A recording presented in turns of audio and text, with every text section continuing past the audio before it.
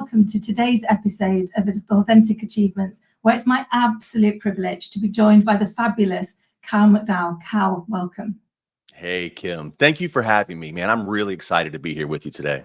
Oh, I'm super excited for this. And I know from our chat earlier, it is going to be so much fun and packed with insight. But before we get stuck in, as I know we probably could and could chat all day, let me share with those of you listening and watching a little bit more about Kyle. So he is a former Fortune 10 executive turned inspirational speaker, best-selling author, and leadership coach. He's on a quest to create cultures of excellence and reignite leaders' passion and purpose. With nearly 3 decades of experience leading tens of thousands of employees at some of America's biggest firms, Kyle's philosophy is rooted in his trademarked principles, the 10 We's, which I can't wait to dig into later on today. While today's workforce is plagued with uncertainty and apathy, his strategy is simple: begin with we. His mission is clear: crush the deep-rooted dysfunctions so many organizations passively accept. And during his incredibly successful run in corporate America, his leadership legacy was born from delivering superior results, empowering leaders, and driving massive cultural transformation. His Wall Street Journal and USA Today bestseller, Begin with We, delves into the roots causes of business dysfunction, offering a remedy through the 10 We framework. So we also have within that 10 We framework, which we're going to dig into today, Kyle elevates leaders, sparks massive change within organizations, adopting a mindset that prioritizes we over I and you over me. His insights have earned him invitations to speak at prestigious business, educational, and non-profit institutions, and his expertise has been featured in major national publications, including the Wall Street Journal, Forbes, and Inc. magazine. I mean, wow, what a journey. And I love the whole making it about we, not I, because so often in leadership, you hear all about I or me, but not a huge amount about we. So Kyle, tell us more about your journey and what got you here and what's driving you next. Yeah, Kim, I and you alluded to a lot of it, and I'll add a bit about the journey, as you mentioned. If I had written a book 10 years ago, it probably would have been titled "Begin with Me" or "Begin with I," because you mentioned that there's this lack of a we orientation inside of the corporate world, and I was that personified. So for the first 20-ish years of my career, I was that cliche, stereotypical leader, bang my fist on the desk, results at all costs, don't really care what's going on outside of work. I only care about the results you can deliver for me. And if you can't deliver those results, there was a very short leash and you'd probably be asked to go do something else. So I was, and what a shame, because, while I found myself in really, really massive leadership roles where I led tens of thousands of employees, ironically, with each passing year of my career, as the scope increased, so did my apathy for the environment that I was actually creating, which is it's a real hard pill to swallow. So, that first 20 years or so, I was so maniacally focused on my own accolades, my own growth. What's my next bonus going to look like? What is this fancy title that I've been chasing and will continue to chase? And I came to a point where the apathy became so strong in my I would almost call it disconnection from the corporate world, became such a palpable sense that I knew there had to be more to this existence. And I peeked my head up and looked around, and I found myself surrounded by a lot of yes men and women, people that would say what they thought I wanted to hear. And you know this, Kim, the more senior you become inside of an organization, the funnier your jokes get, the more time people want to spend with you, the more face time they're chasing to get with you. And it just ultimately started to feel really hollow and inauthentic to me. And I came to this crossroad, and I made myself, and I left. I got out of the corporate world. I really didn't have much of a plan, but I knew that if I were to re-enter the fray, it would be under a different set of circumstances. I had to enter an organization in a team environment that would allow me to be the leader that I never had, would allow me to lead in a way that I had never led. And in a real be careful what you wish for moment, I was given an opportunity to lead 15,000 really, really dedicated men and women in what is, I believe, is still the largest healthcare enrollment function in the country, if not the world. Mm-hmm. And our responsibilities included enrolling people into the Affordable Care Act, as well as 1-800 Medicare. And I took the role with the understanding that there was a fair amount of dysfunction within the team. Lots of individual success, lots of functional success from here and there, but not really winning on the macro. Yeah. And I was warned that there was an opportunity for a bit of a transformation. So I took the role, but I really didn't know what I was getting myself into. And Kim, the night before, it's probably 60 days into my stint with this company, the night before I was to meet with the top 40 or 50 leaders of my newly inherited organization, I was in my hotel room, probably about midnight, and I was terrified. I had no idea what I was going to say the next morning, but I knew there had to be some type of rallying cry. And for whatever reason, I realized if I were to take the stage and tell this group of very senior, very bright, very committed leaders, if I were to talk about what I was here to do and how I was going to help them on their journeys and how I was going to make a big difference, my efforts would be for naught, because they had seen all that. Like so many of us through our corporate journeys, we see the boss who comes in, who has all the answers, has the shiniest shoes, the press shirt, the most extensive vocabulary.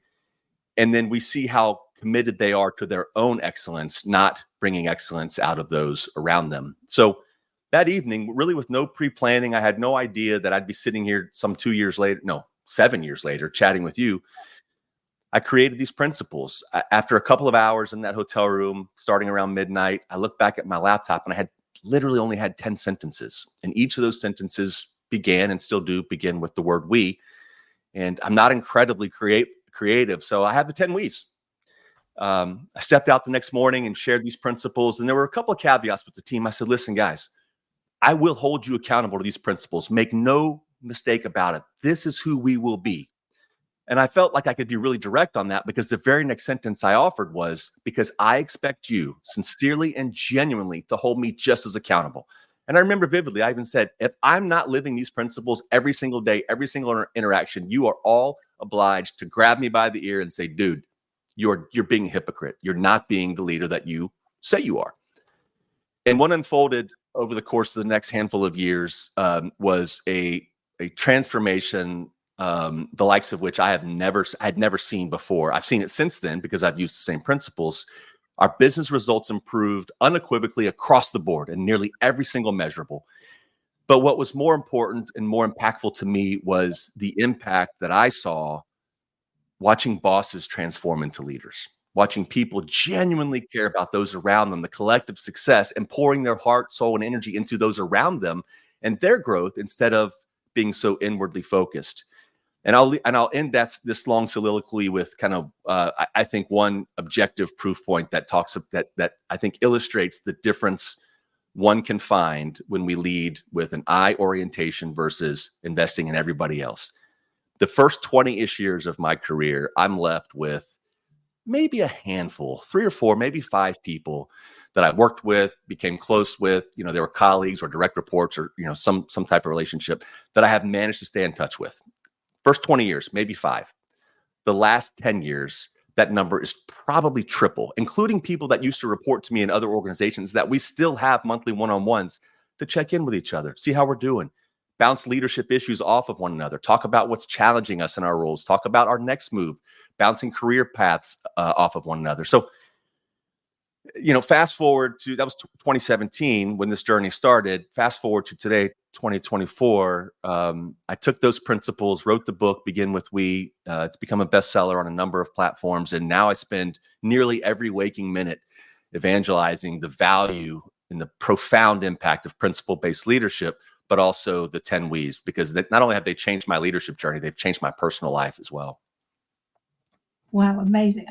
I love that, because I think for me, when I was leading for many years, I always felt like I was the outsider. I didn't really quite fit in. Yeah. Everyone else was very cool and very well pulled together, and I was like the hyperactive puppy dog that was like, come on then, what should we do? How do we get this? And it wasn't until I got a little bit older that I realized that was my strength, that was my superpower, because we were in it together. the book stopped with me. I would absolutely take full accountability, but we could do it together and we could drive things forward. And therefore, people actually had a voice and a choice.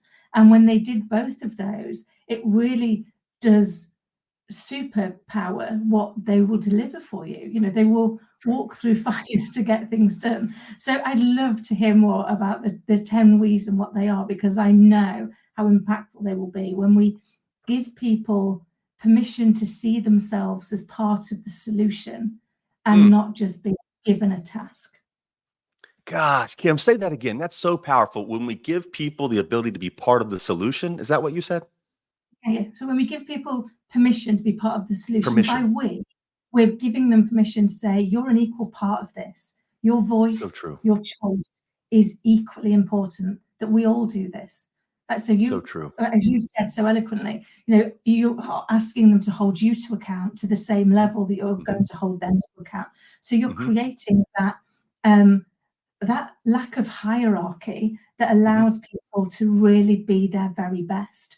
And for me, when I've seen that in action, and it's amazing to see people really step into their full potential, because you are giving them, and we chatted briefly about this before we came on, didn't we? You are, by giving them that opportunity and that permission to be part of it, you're giving them your belief that they are going to be successful and that they can trust in themselves. And that is so impactful.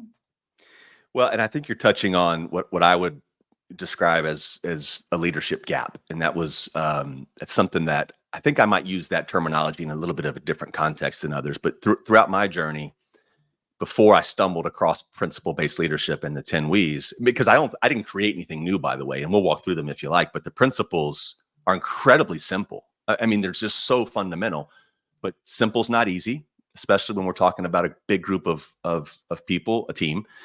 But the other component that it strikes me that you're touching on is the difference between a boss and a leader.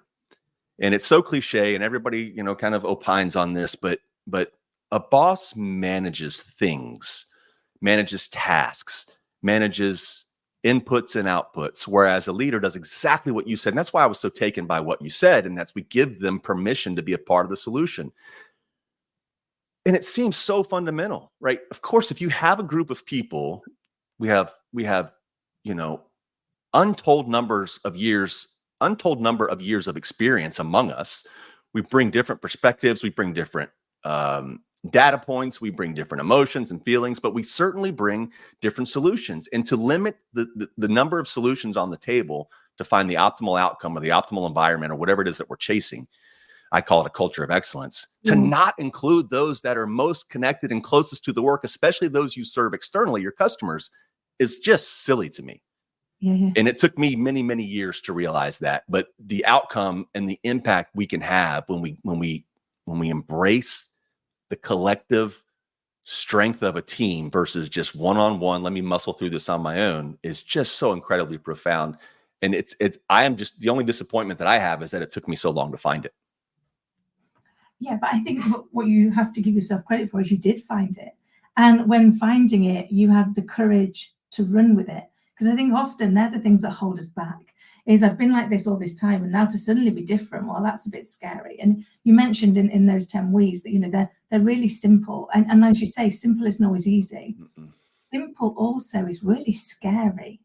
Because if it's too simple, then maybe anybody could do it. And therefore, maybe I'm not as unique and I haven't got as much value to add. And if you've grown up in corporate anywhere, corporate America, corporate British, that they're driven on that fear of you not being unique enough, you not having enough to be different. So being able to strip all of that away and go with the simple piece is a really courageous step.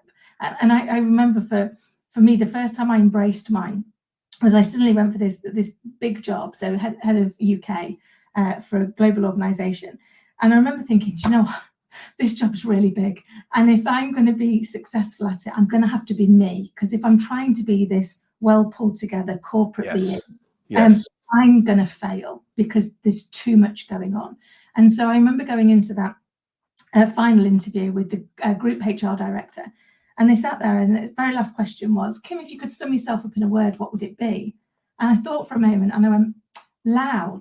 And they looked totally taken aback, and they went, I'm sorry, loud? And I said, yeah. And they said, that's what you're going with? So I looked at my watch and I went, okay, so you've known me for what?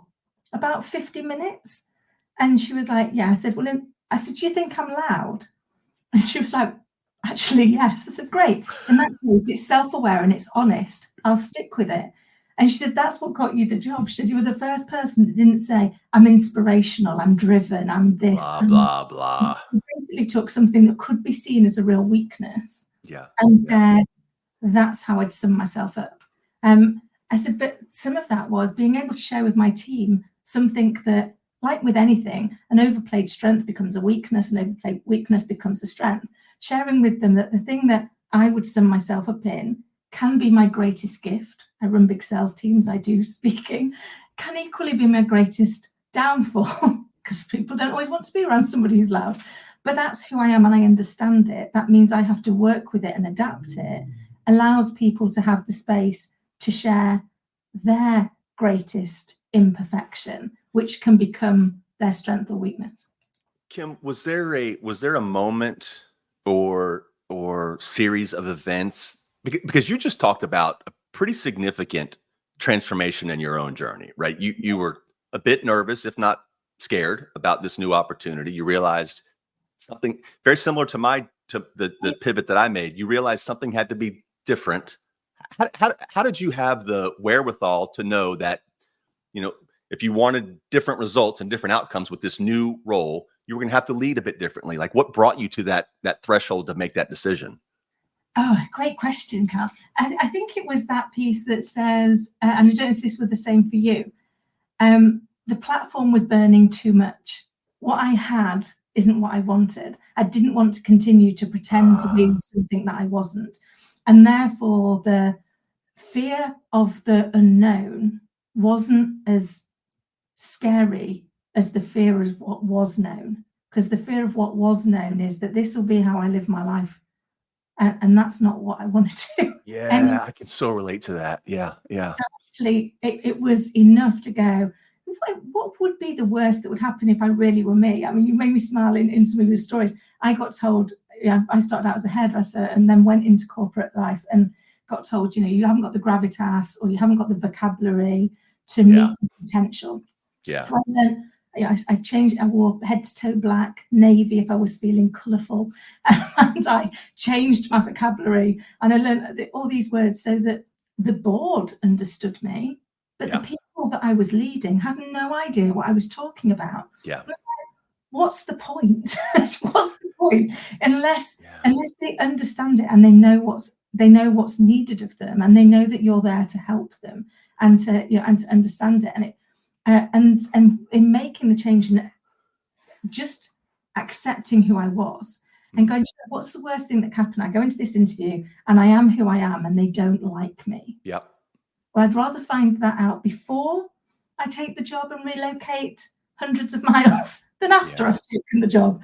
And the only way I could give myself any confidence in that was to just be myself in that interview, because being myself actually should be relatively easy. But again, we have to give ourselves that permission, as you did. And I mean, you took a massive step to go, I don't want this. I've got an apathy with this.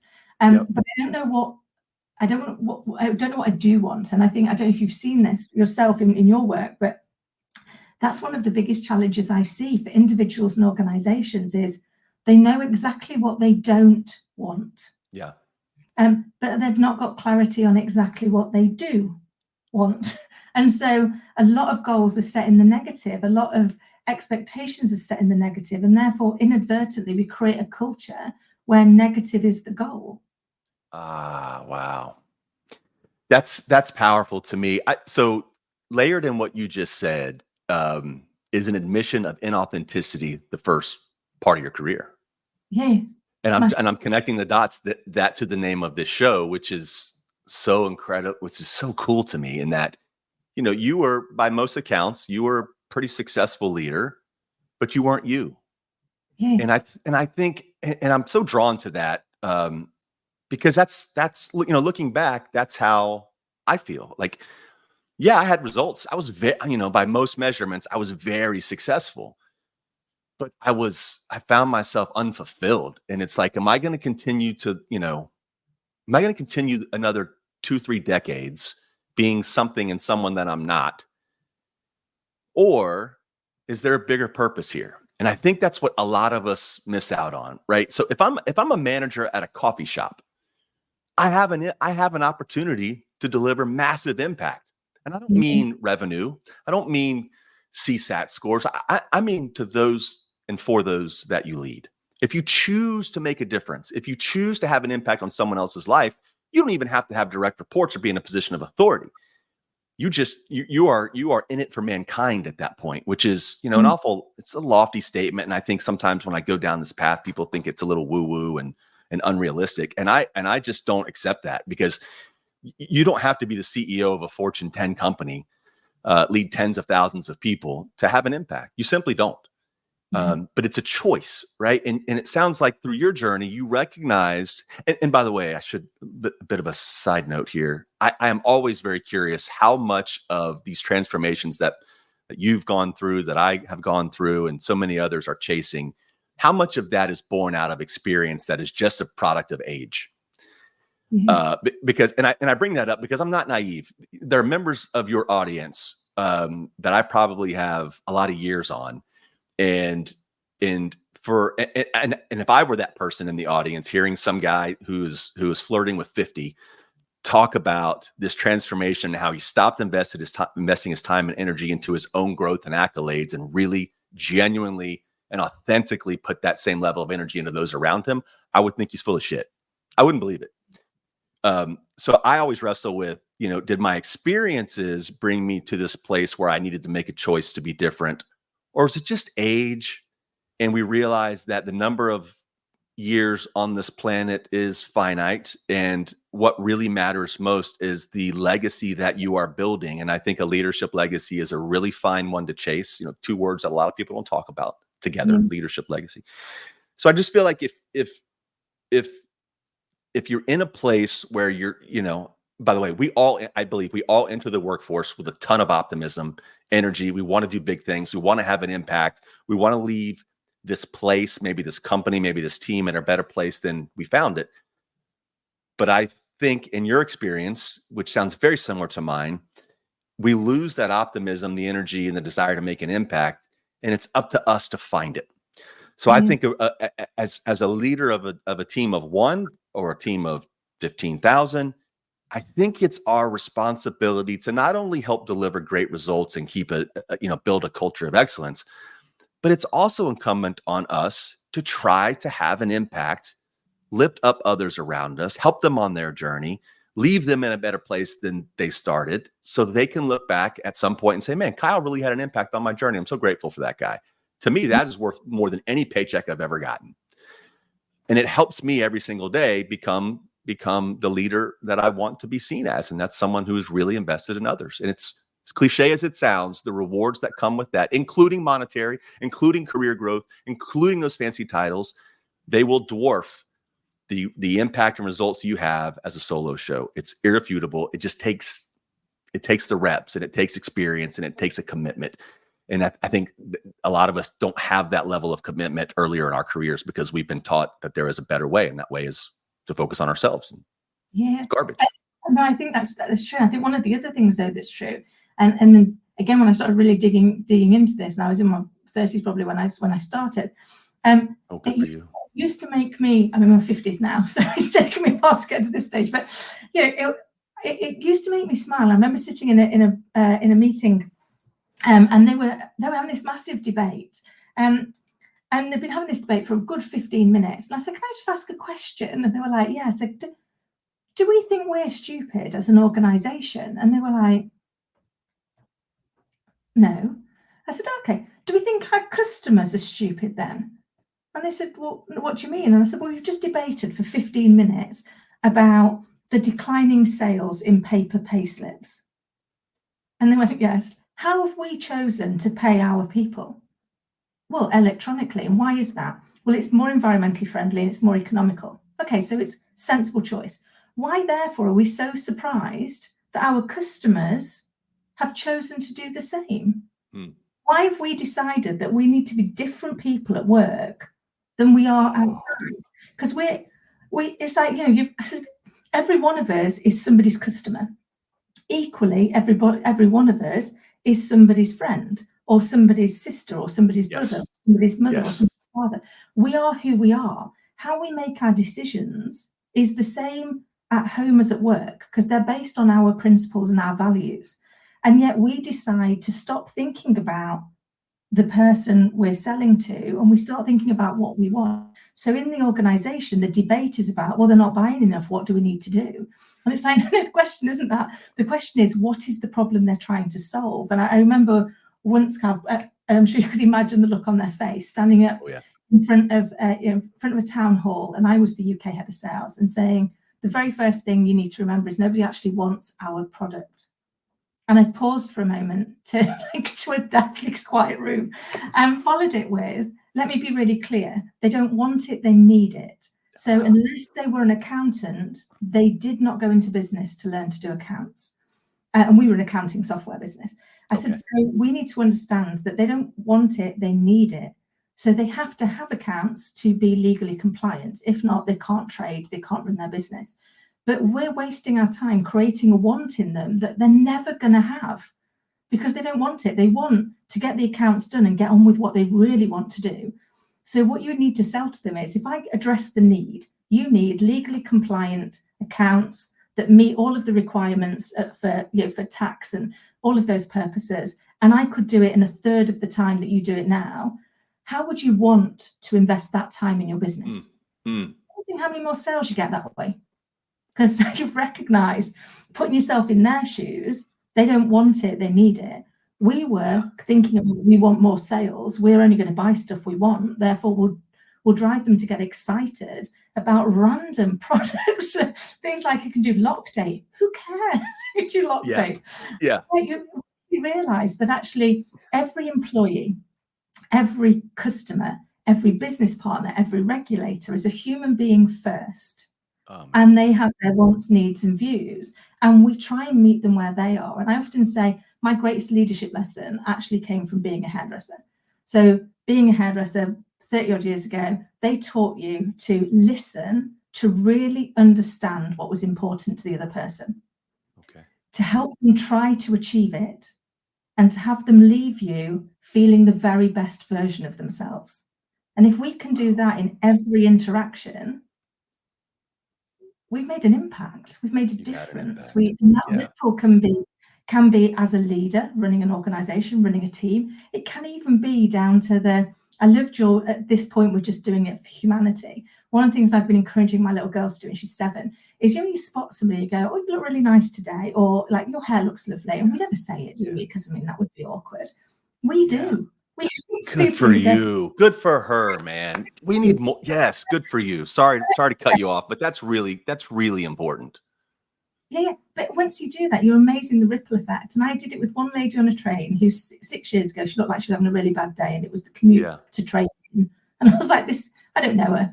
I could choose to say nothing, but she's going to have a bad day. So I'm going to try and engage in conversation and have a chat.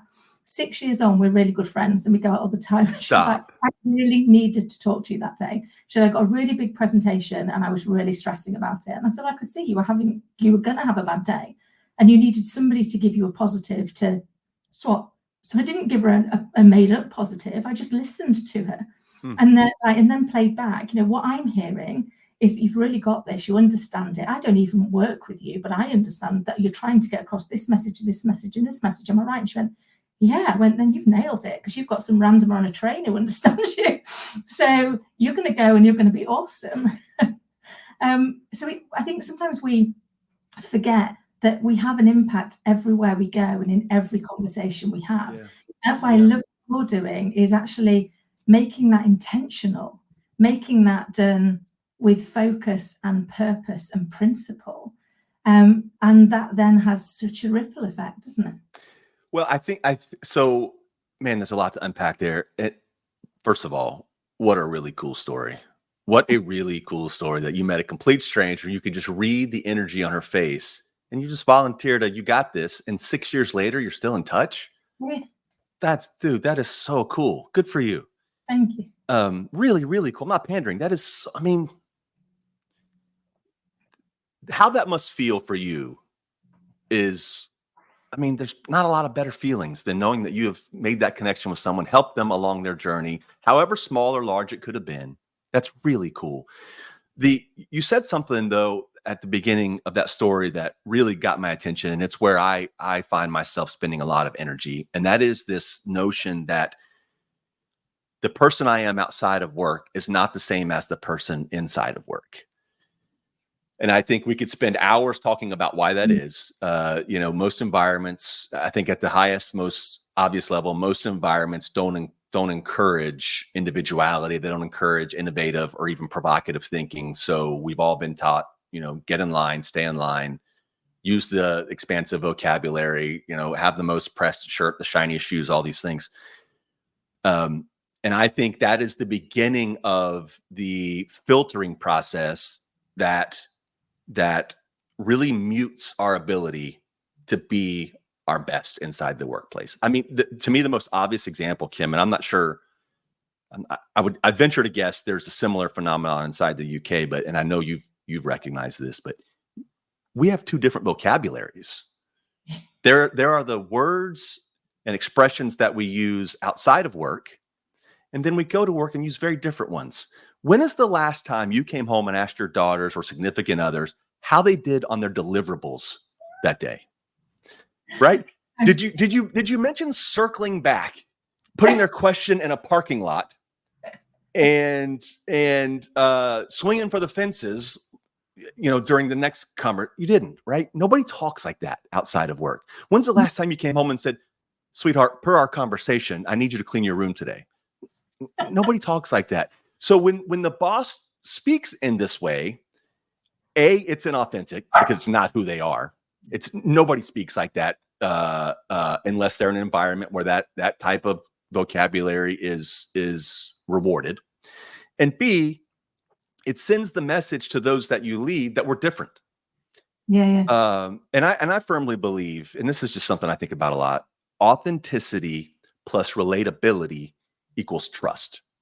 Yeah. So as a boss or a leader, it's my choice to be which of those two. It's my choice. If I come to the office or virtual setting, whatever, and I'm leading my team and I am speaking in a way that I would not speak otherwise. Now, don't get me wrong. We've got to filter some words. We can't be, maybe as crass as we would be at home or other, right? I get that. But when my team hears me speak in 14-letter words and minimize risks or threats or ugly situations that we're trying to conquer, when I act as if those aren't real and I speak in a way that's not authentic, there's no way they trust me. There's no way, because this guy just said a word I don't even know what it means. So how can I trust that he's got my back? So I love the way that you framed, the difference between work and personal lives in the States, at least. It has become so profound. And that's what ultimately happens is we end up with employees and team members that just put their heads down. They don't offer innovative solutions. They don't, they're not provocative in their thinking. They're certainly not going to challenge the boss because they know there's a short shelf life to that. I think that is just the beginning of the type of ultimate disconnection and apathy that I felt. And it's the mission that I'm on today, is to have people become more authentic in their roles as a leader or individual contributor, whatever the role is, and be rewarded for that, not be scolded for that. Like, we need people to be who they are for us to get the best results. I mean, that's just the bottom line in my mind. Oh, I completely agree. And I think you see it. I mean, I loved you. You made me smile with all of those words. The other thing I never do at home, I don't know about yourself, Carl, I don't ever use 3-letter acronyms. It's like, because they're never going to get me to understand. No one's going to understand what I'm doing, what I'm talking about. But we do it at work, all of the time. And I think we've got to get back to that permission. I remember it was briefly in this one particular meeting, and it was in financial services, and they've been chatting away about T's and C's for about 10 minutes. And I said, can I just pause you a minute? And they went, yeah. I said, you three at the bottom, you think we're talking about terms and conditions, don't you? And they went, yeah. Went, brilliant. You you three at the top, you think we're talking about training and competence, don't you? Yeah. So do you not even have the same conversation? Because both of those use the same 3-letter acronyms, and both of them are recognized financial legal terms. I said, but until you get clarity on what you're talking about, how do you know if you're even having the same conversation? And so once we get back to just having that language, and to your point, yeah, absolutely, we have to, perhaps not be so crass and monitor our language or what we're going to say for the given situation. But actually, once you make it relatable and understandable and Relatable. therefore, if you share some vulnerability, it gives people a freedom to share their own vulnerability. It's a superpower. In that space, you can all grow. And I love that, that's your mission, isn't it? Is to actually get us back to a place where it's okay to be you. Yeah. In whatever situation. And that is one of the reasons my show's called Authentic Achievements. It's an achievement to be your authentic self, because it takes courage. It takes resilience, and it takes honesty with yourself. Yeah. Be very quick to put the honesty on others, but actually we have a choice in every situation. Mm-hmm. And so, I had to be, and you said it earlier, it can be a tough pill to swallow. Mm-hmm. It was a tough pill to swallow when I realized all those years when I'd not been myself, that was my choice. It was to be myself earlier. Yeah. Well, and I think for the sake of your listeners, we should be really honest in that, yes, I could not agree more. And I think it's obvious. You and I are very aligned on the value and importance of authenticity in the workplace, in our lives in general, for that matter. I got to stop saying that, because I wrote the book with corporate America in mind, or corporate world in mind. And the one huge unanticipated but most profound byproducts was these principles. Now they police my behavior outside of work as well. Mm-hmm. So we're obviously very, very aligned on that, but I just believe in being completely transparent with anyone who's listening or watching. And that is, there are environments that are too big, and the toxicity and dysfunction and those expectations of you being this robot, that influence is too strong, and you're not going to change it. Yeah. So while I agree with you, and I think you agree with me, there's so much value in that, but there are organizations where you might have to make the tough decision to say, this is not a place that embraces who I am. And no matter what I do, other than get in line and kind of filter my own thoughts and opinions, I'm not going to be able to be me. So I'm adamant about this, because I don't want people to hear or watch this and think, oh, let me just go be myself, and I'm gonna find this breakthrough in leadership and be a different person. And Kyle and Kim said, if I do this, I'll have this. It's not always the case, unfortunately. It does take that self-reflection that you just talked about, and sometimes it takes making the really tough decision, and maybe even taking a step backward in your career to land in a place that will embrace who you really are, to take 2 or 3 steps forward. I've been there. And found myself, the best analogy or metaphor I can think of, I felt like I was running with a parachute on the beach, barefooted, like into a stiff breeze. As hard as I could run, I still wasn't getting anywhere. And I recall vividly making the decision, I got to get out of here, because I'm going to end up becoming one of them, where I just drink the Kool-Aid. I've got this fancy vocabulary, and I can't be me. I'll collect a great paycheck, but boy, how soul sucking is this? And I'm not naive. We must, unless that lottery ticket or some big windfall happens, we got to work, we got obligations, we got to pay for things. But I just feel so strongly that we also deserve to be happy and find fulfillment in the thing that we do that pays our bills. And that's a tough pill for some to swallow. But the alternative is to spend decades or an entire career. We'll work something like 100,000 hours throughout our lifetime. The alternative is to be in a place that I just, the Sunday scaries, the apathy, the duplicity, just the bureaucracy, all those things become who you are, your way of life, and you just accept it. And I'm here to tell folks, you don't have to accept that, but it can be a bumpy road to get to the place where you feel like you're most valued. I think so well said, because sometimes you do have to recognize that, to be you, it's going to have to be somewhere else. And that's scary in of itself. And that takes some real deep soul searching and going back. And for me, one of the things, once I was willing to take the step back and trust that I needed to be able to, I've used the analogy, I'm a girl, I've yet to meet a girl that knows how to put mascara on without looking at themselves in the mirror. So I know at least once a day, I'm going to have to do that. And I decided at one point I needed to be able to do that and not recoil in horror at the choices that reflected back that I'd made. And so that made me make a different choice, make a different change, take a step back. But once you aligned, then you move forward much faster and much happier. And I think some of that was, again, without getting too woo-woo in it, is actually once you become more happier, more content, more in grace, then actually you start to attract other people that are in the same space. Collectively grow together. Because actually you're trying to do something for good.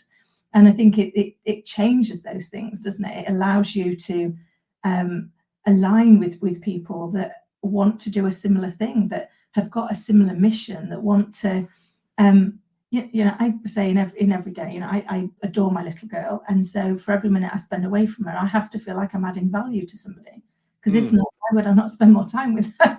Because she's epic. Not really like the people that are around aren't epic, but I therefore look at it and go, if I'm trading time with her for time somewhere else, I have to feel like it added value to somebody, because if not, I haven't delivered. I love that. And it's so true, right? Our ultimate currency is time. Yes. So if you're spending time doing things that you don't want to do, and it's one of the data points I talk about on stage a lot, is literally the math says on average we will work anywhere between 90 and 110,000 hours in our career. So let's just take the average of that and say 100,000 hours. The only thing you will do more than work on this planet is sleep. So I think if you're going to, we talk about wanting to have an impact, we talk about a legacy, talk about, adding value to what it is that you do. Is as perverse as it might sound to some, work is a really great place to start, because you're going to spend so much time there. And that is a choice, I guess, in so many things in life, especially in choosing to have an impact as a leader or someone that, helps lift others up. That choice must be made. But I just happen to think that work is a perfect platform because there's so much time spent there. So true. Kyle, I could literally chat to you all day. Likewise. I'm conscious of time. So how can people get in touch with you? I mean, obviously we'll make sure it's in the show notes below, but I always think it's nice to hear from the guests themselves. Sorry to step on you there. And I sincerely appreciate the opportunity to join you today. I had a chance to listen to a few episodes before jumping on today, and was really excited. I was excited by the title, first of all, but then I thought we might have a kinship, and turns out we do. And secondly, thank you for the opportunity to share how to find me. So on essentially all social platforms, I'm at Kyle McDowell Inc. And my website is kylemcdowellinc.com. The book we've touched on a number of times is Begin With We: 10 Principles for Building and Sustaining a Culture of Excellence. It's already sold more units than I in my wildest dreams ever would have predicted. Started as a passion project. And I share those social media handles. I'm not chasing those vanity metrics like followers and likes and all those things. I share those because I use them as actual communication conduits to help people.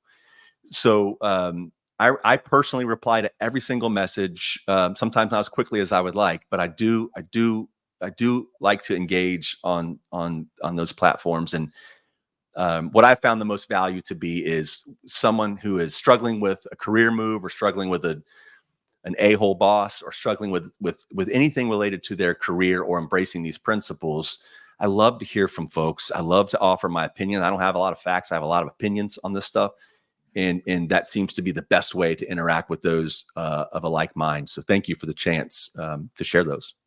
Oh, bless you. It's been an absolute pleasure. And thank you for sharing such great insight, such a fabulous conversation, and just being so authentic and so honest with me and with the audience. I really appreciate you. And for everybody listening and watching, thank you. I hope you found it useful too. And until next time, take care.